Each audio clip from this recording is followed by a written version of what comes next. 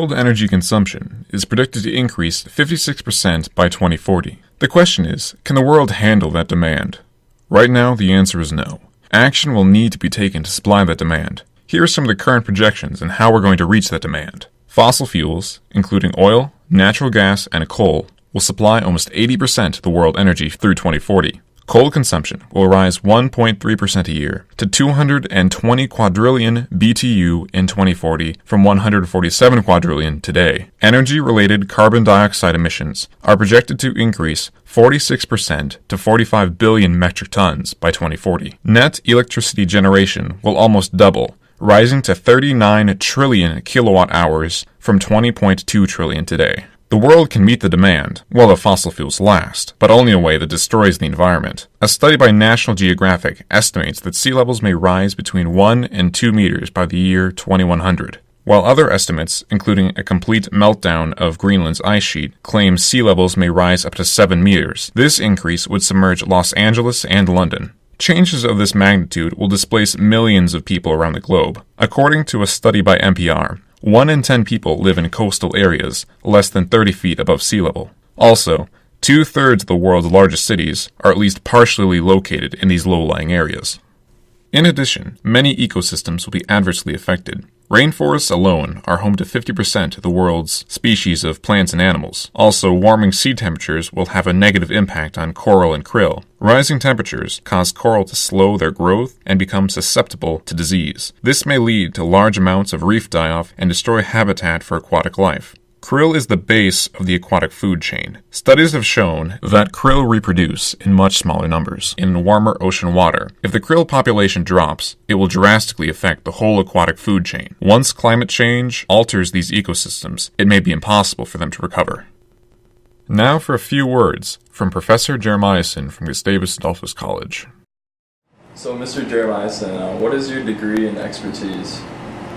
I have my PhD is in environmental engineering, and I'd say I'm an expert on water quality, cycling of contaminants in the environment is my main area of expertise. And how have you personally, as a professor at Gustavus, observed the effects of climate change, or in your own personal life? I think we're certainly seeing the effects of climate change in the Midwest here. We've seen some extreme storm events. I think the floods that we've experienced here are unusual. We had like 300-year floods in the period of like 6 or 7 years. Some of the other impacts that we're seeing globally are certainly we're seeing the loss of the Arctic sea ice has been affecting us here in that it's changing some of the weather patterns. And this is actually an active area of scientific debate. But there are many scientists that are saying that the warming of the Arctic is impacting the weather pattern. So like this spring and last spring, when we've seen is warm, a couple days of warm, then it gets cool and we get some rain. That's the weakening of the jet stream, and it's because the Arctic is becoming warmer. And so these kind of Minnesota weather, which sort of just Minnesota weather getting warmer and colder, could actually be impacted. Our really long, cold winter. Yeah. That was this winter. That was because the jet stream was just dipping down into Minnesota. So there's scientists that feel that the jet stream has become unstable. Okay. And due to the warming of the Arctic, and so that we're going to expect to see some of these weather oscillations. So we certainly have seen that, and that probably had an impact on Hurricane Sandy, and that in 2012. Was the lowest extent of Arctic ice that we've ever seen. And at that time period when Hurricane Sandy hit, the typical weathering pattern, the jet stream would have blown Hurricane Sandy out into the Atlantic Ocean. But the jet stream was so weak at that time that allowed it to move inland. So then there was, of course, a huge damage. But the smart companies, they got to redefine themselves as energy companies and not just oil or coal companies. So you'd think, in your opinion, then those large oil companies, those would be the main obstacle in switching to alternative sources of energy? They certainly have been an obstacle, and the U.S. public is misinformed on climate change, and that's largely due to a large effort by I guess, think tanks funded by fossil fuel industry to create uncertainty about what's happening with the climate. So where scientists know that the climate is changing due to humans emitting CO2, the public is still confused on that issue. If you were given the option that you could drive a car that was powered by solar electricity versus fossil fuels, a lot of people would choose the solar one, but they can't because there's not an option. Most people don't have the financial means to be able to do that yet.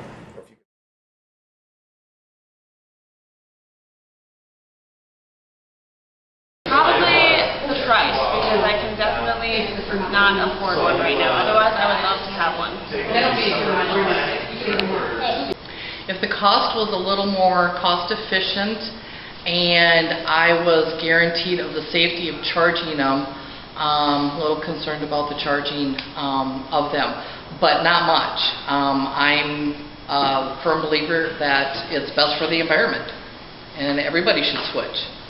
If it was a truck. This is a wonderful question. I currently am a college student, so basically the car that I have is older, and I do spend a lot of money on gas, which would be a reason to switch to an all-electric car. Bring the purchase price down and safety. Besides that, I'm all for it. Primarily the cost. I never would because of the cost of the vehicle.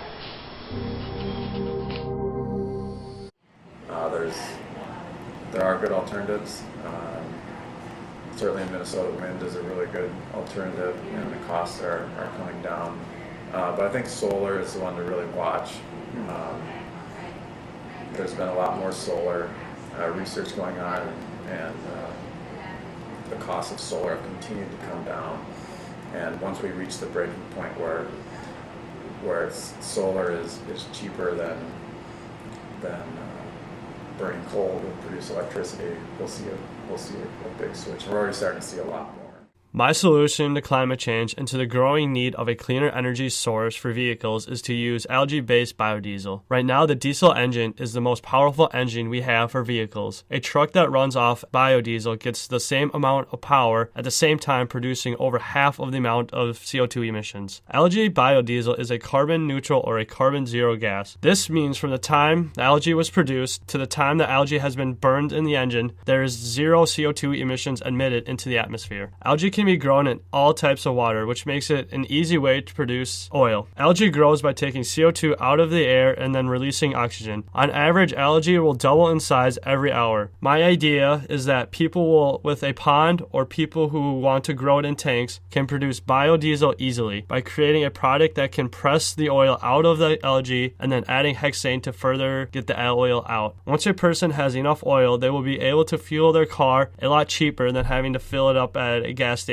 with petroleum gas. In the long run, I hope to see gas stations offer algae-based biodiesel. Energy conservation and energy efficiency are important first steps in slowing the rate of climate change. There are many ways to make a building more energy efficient. First, changing light bulbs can increase energy efficiency. LED lights consume significantly less electricity than incandescent lights. Also, motion-sensing lights can prevent wasted energy.